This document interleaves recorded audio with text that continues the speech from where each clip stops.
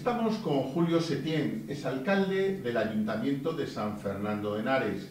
Se cumplen 40 años de las primeras elecciones municipales de los ayuntamientos democráticos. Julio, ¿qué representa para ti este acontecimiento? Bueno, una sensación un poco agridulce, la verdad, porque yo creo que ha habido unas diferencias muy grandes en estos 40 años, lógicamente.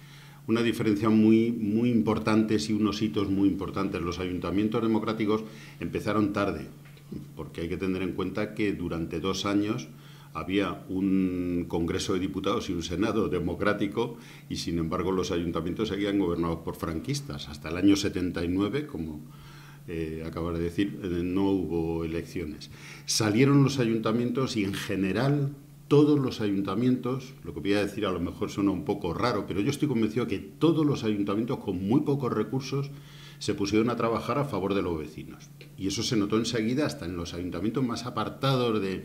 A mí me gusta mucho el campo y ando por sitios muy deshabitados, hasta los ayuntamientos más pequeños, las aldeas más remotas, algo hicieron en todos los terrenos, una creatividad tremenda en aquel primer momento, en aquellos primeros ayuntamientos. Yo tuve la enorme suerte de trabajar como concejal de educación en Madrid, en el momento con Tierno Galván, en el primer mandato municipal, y era una creatividad y un nivel de participación y de exigencia y de sin tener recursos para nada, inventarse literalmente el cómo salir adelante y el cómo mejorar la vida de la gente. Aquello fue tremendo, fue una experiencia muy bonita, muy interesante, muy positiva.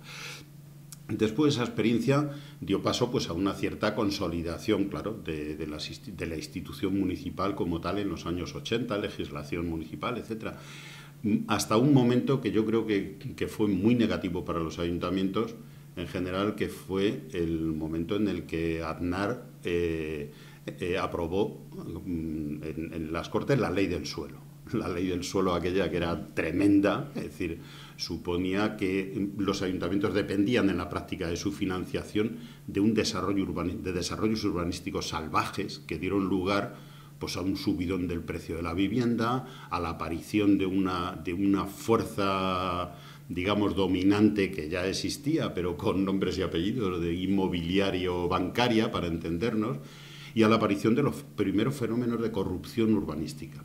Corrupción en serio, en algunos ayuntamientos y en algunas comunidades autónomas.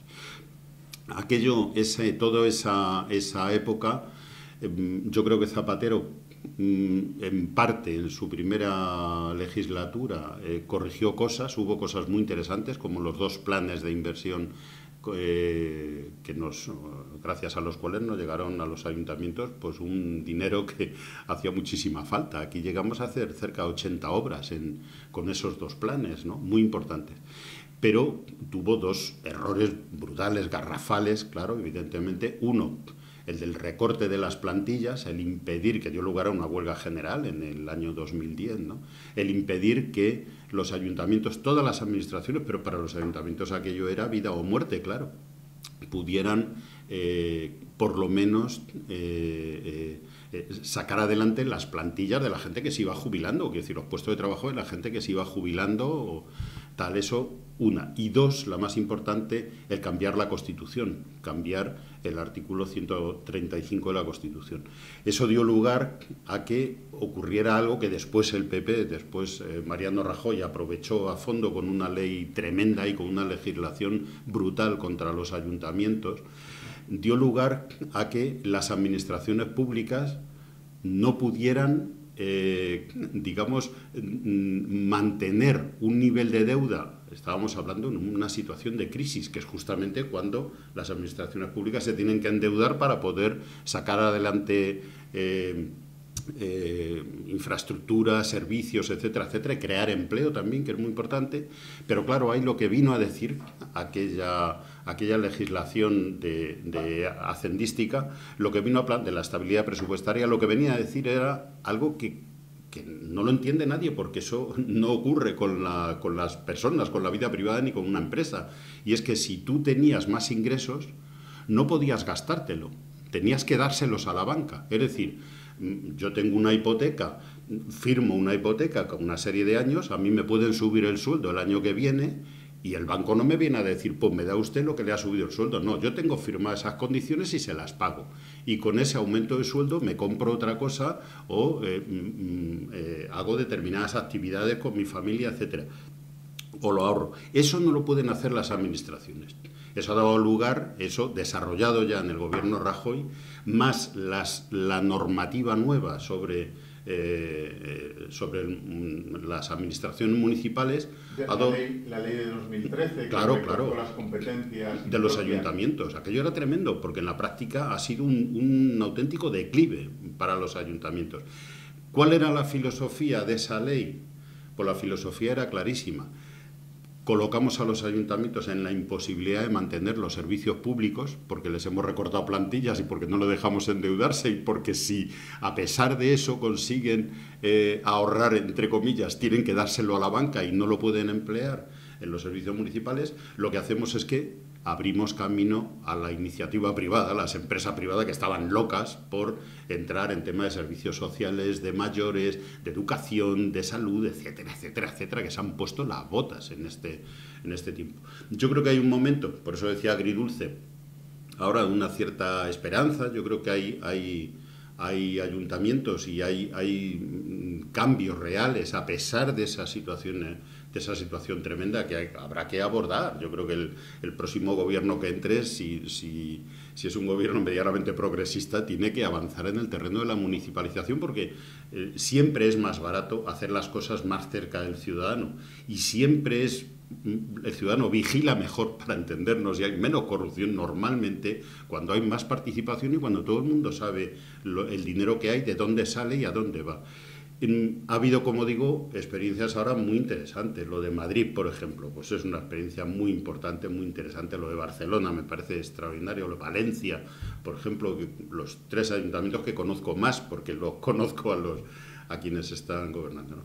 Y son experiencias muy interesantes, que yo creo que llenan un poco de esperanza en la idea de que si eso avanza, esos criterios avanzan, puede haber un nuevo municipalismo, para entendernos, y se puede volver a aquel momento que fue muy interesante, de creatividad, de participación, de ir a por todas, digamos, en el terreno de los servicios públicos por parte de los ayuntamientos que hubo al principio. Estamos viviendo desde el punto de vista global, no me estoy refiriendo ahora a todos los ayuntamientos y a todos los partidos.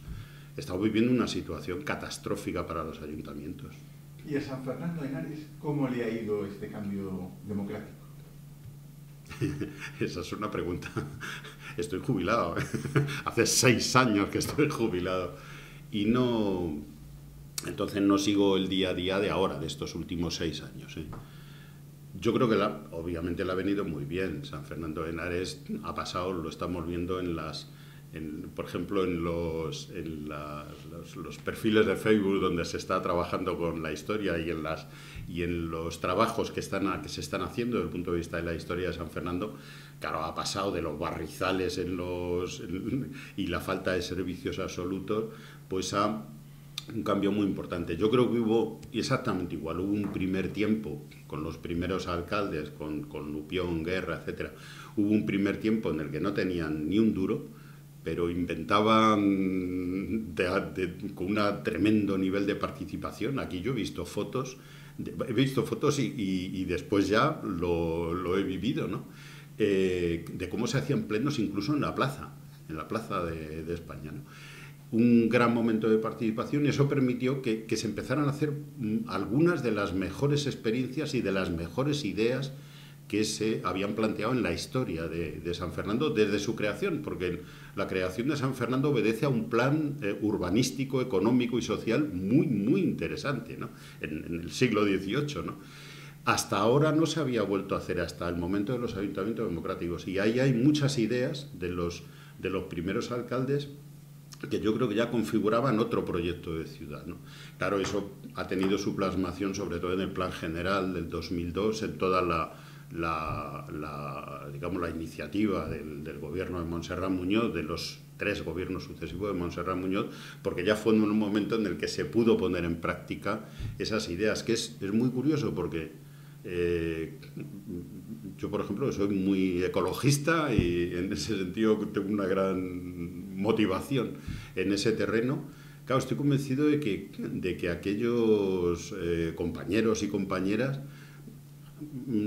que estaban de acuerdo con aquel proyecto de ciudad, sin saberlo, seguramente, quiero decir, conociendo lo que conocían, obviamente, algunos tenían un trabajo muy amplio detrás, sindical, asociativo, etcétera, y se les veía y se les ve todavía cuando hablas con ellos y tal, esa enorme experiencia que tenían una idea de ciudad. Esa idea de ciudad que se plasmó es una idea muy ecológica, muy avanzada desde el punto de vista económico y muy social, muy centrada en las personas que viven aquí, en no ir a una macro ciudad enorme dividida en dos partes, una a un lado del río y otra al otro, tal que eso habría sido un horror, etcétera. El plantear un polígono industrial con unas determinadas características que es todo un motor económico tremendo, y el plantear sobre todo una concepción de los servicios, de los parques, de los jardines, de todas las infraestructuras, de cómo está diseñado, por ejemplo,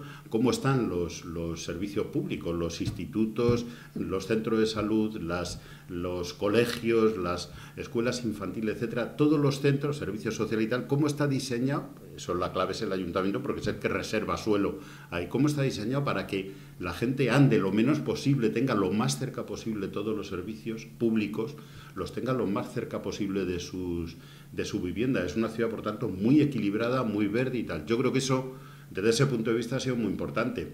Yo ahí, modestamente, pues seguí esa trayectoria, ¿no?